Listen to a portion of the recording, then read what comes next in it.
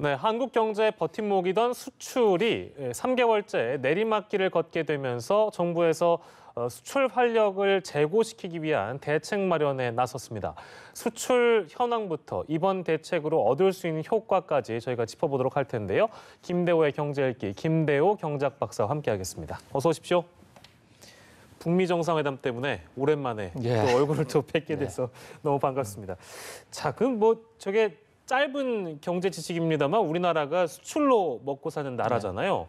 근데 얼마 전에 제가 이제 기사로 접했을 때는 우리가 보통 경상수지 흑자 이런 보도를 본 적이 있어서 괜찮구나 여러모로 이렇게 생각을 했는데 상황이 지금 좀 좋지 않은 그런 분위기라고 좀 들었습니다. 정부까지 나서는 상황인 걸 보면요.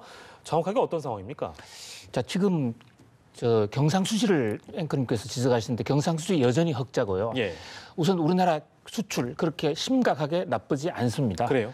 그런데 다만 수출이 지속적으로 늘다가 지난 11월부터 마이너스세로 돌았었거든요. 마이너스세라는 게 전년 동기 대비 줄었다는 거예요.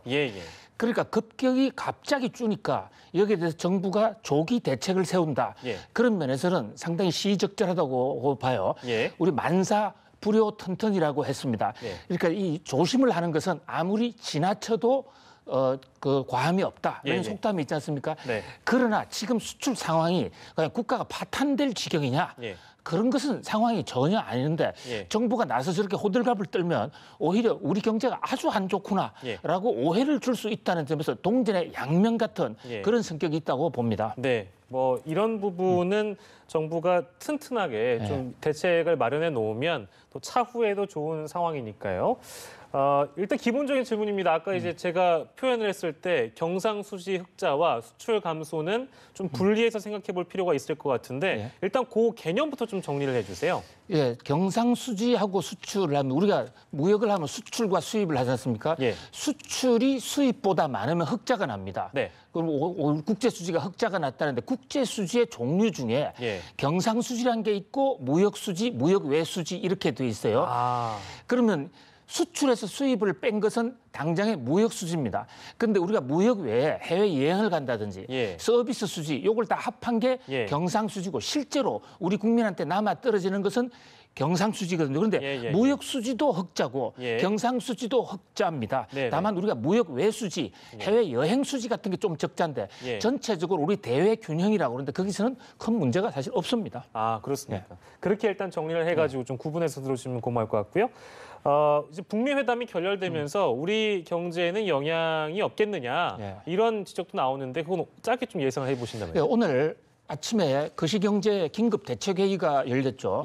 은행회관에서 열렸는데 기획재정부 차관 주재로 금융위원회 부위원장 등등이 모였습니다. 지난 주말에 목요일 날 오후에 목요일 밤에 공습이라 해서 김정은과 이 트럼프 대통령의 회담이 결렬되지 않았습니까? 이른바 노딜 하노이가 돼버렸단 말입니다. 그날 주가가 많이 떨어졌습니다. 이 상황이 계속되는 것이 아닌가 정부가 대책회의를 했는데요. 현재 오늘은 주가가 조금 떨어졌어요. 목요일 날 떨어진 상태에서 더 이상 밀리지 않았다는 거죠. 어느 정도 안정되는 추세를 보였고요. 특히 이제 그 나라가 망하느냐 안 망하느냐를 나타내는 지수 중에 CDS라는 지수가 있습니다. CDS요. 크레디트 디폴트 스왑 지수라는 건데 이른바 그게 국가 부도 지수라는 거예요. 그 지수가 지금 10년 만에 최저로 낮아져 있어요. 그런 거로 볼 때 국제 투자가들이 볼 때는 한국 시장이 김정은 트럼프 간의 회담이 결렬됐다고 해서 크게 불안한 시장으로 보지 않는다. 그래서 금융시장 역시 일부 우려가 있긴 합니다만은 그러나 그 우려도 좀 과한 것이고 시장은 안정적으로 움직이고 있다. 이렇게 볼 수 있습니다. 네, 김대호 박사께서는 좀 여러 측면에서 좀 낙관적인 그렇습니다. 전망을 해주시네요. 그럼 다행입니다. 앞서서 제가 이제 설명을 좀 드렸습니다만 경제활력대책회의를 주재한 홍남기 장관이요. 이것도 이제 경제 용어라 가지고 저희가 좀 짚고 가야 되는데 수출 활력 제고를 위해서 무역금융을 대폭 보강하겠다. 예. 이 무역금융이 뭔지 좀 설명 예, 부탁드립니다. 무역금융이 한국 수출을 일으킨 아주 네. 독특한 제도입니다. 박정희 대통령 때부터 무역금융으로 나라를 일으켰다 해도 과언이 아닌데 이 무역금융이라는 건 무역을 하면 더 구체적으로 우리가 수출을 하지 않습니까? 예.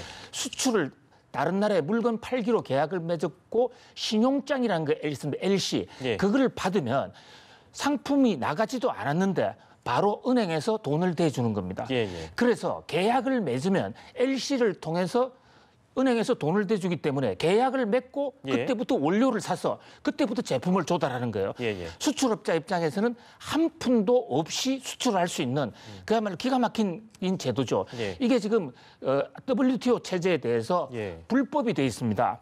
그래서 대기업은 못 주는 거예요. 중소기업에 한해서만 제한적으로 줄 수 있도록 돼 있어요. 예, 그것도 예. 매우 요건이 까다롭습니다. 예, 예, 예. 그러면 지금 이게 중소기업들에게 이른바 이제 이걸 뭐 특혜라고 표현하는 게 맞는지는 그렇습니다. 예, 모르겠습니다만 금융 특혜입니다. 예. 어찌됐든 간에 이 무역금융을 보강하게 되면 실제로 우려되는 지점은 혹시 없습니까? 예, 가장 우려되는 게 사기 사건입니다. 사기. 예, 그 해마다 이런 무역금융을 악용한 사기 사건이 일어왔고 가장 최근에도 예. 박근혜 정부에도 2014년에 예. 아주 거대한 사기 사건이 한 번 있습니다. 뭐냐면요. 자, 외국으로 물건을 판다 해서 계약을 맺었는데 예. 그 계약서라는 것은 이행 안 해도 그만이고 해도 그만인 거예요. 예. 그 계약서 하나 믿고 보증을 해주고 돈을 빌려주거든요. 예. 그랬을 때 사기를 치려고 마음을 먹게 되면 이 무역금융 때문에 금융기관의 대규모 부도 사태로 이어집니다. 예. 지금 무역금융은 정부가 주는 돈이 아니에요. 예. 금융기관 부도기 때문에 여기를 무작정 활용하는 것도 굉장히 조심스럽습니다. 예. 그래서 사기를 안 당하면서도 또 수출은 촉진시키는 그런 운영의 묘가 매우 중요한 시점이죠. 그 범정부 차원으로 어찌됐든 이렇게 수출 지원을 뭐 대기업을 제외하더라도 중소기업들 위주로 무역금융 강화해서 하겠다는 건데, 근데 이제 다른 나라 입장에서 이제 수입을 하는 경우에 예. 이런 그 정책을 바라볼 때 다른 나라들은 좀 걱정하는 지점이 있을 것 같은데요. 그렇습니다. WTO 국제무역기구 같은 데서는 원칙적으로 이것은 불법이라고 얘기를 하고 있습니다. 자유경쟁 체제에 어긋난 것이에요. 예, 예. 중소기업을 지원할 때 또는 중소기업의 어려운 부분을 예. 제한적으로 지원할 때 시장 실패된 부분을만 할 수 있기 때문에 예. 그런 면에서 국제적으로 우리가 이것을 너무 과대 포장을 하게 되면 중국이 미국한테 무역 폭탄을 관세 폭탄을 맞는 것처럼 예.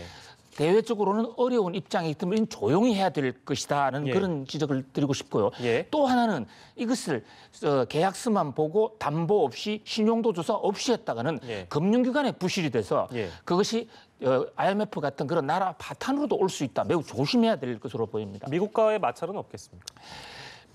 근데 중소기업에 하는 예외적으로 나가는 경우는 미국이 구체적으로 말을 하지는 못할 겁니다. 그러나 예, 예. 이것이 중소기업이 대기업하고 연결된 정황이 나온다 그러면 예, 예. 공식적으로든 비공식적으로든 우리가 미국으로부터 통상 압력을 받을 가능성이 있고 미중 지금 무역 전쟁 중인데 그 다음이 일본, 유럽입니다. 그런데 우리도 거기에 완전히 피해 있다고 볼 수가 없기 때문에 조심해야 될 상황으로 보입니다. 네. 마지막으로 이제 우리나라의 경우에는 이제 대외적으로 충격을 받으면 경제가 휘청거리는 경우가 많기 때문에 보다 근본적인 대책이 필요하다 이런 목소리는 뭐 매년 나왔었거든요. 박사님께서 생각하시는 이제 근본적인 대책이 있다면요? 예, 그러니까 저는 무역금융을 해주는 정부의 정책 말씀 올린 대로 만사부려턴턴 조금이라도 수출이 지금 감소하는 기미를 보일 때 원인 처방을 하자는 게 굉장히 좋긴 한데요. 예. 그러나 무역금융은 모르핀 처방입니다. 예. 환자를 근본적으로 고치는 게 아니에요.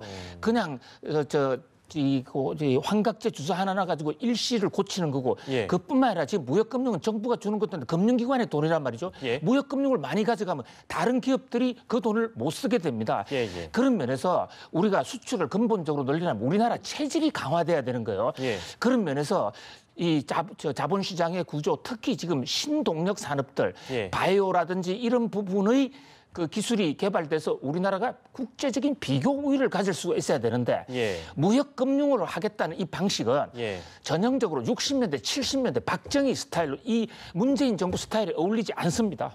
강하게 비판해 주시는데요. 그 어쨌든 경쟁력이 있는 다른 산업, 다른 분야의 산업을 키울 필요가 있다. 예. 이렇게 정리를 하고 구조적으로 우리가 체질을 개선해야 됩니다. 알겠습니다. 체질 개선이 필요한 우리 경제에 대해서 지적을 해주셨고요. 오늘 김대호의 경제읽기 김대호 박사와 함께했습니다. 고맙습니다.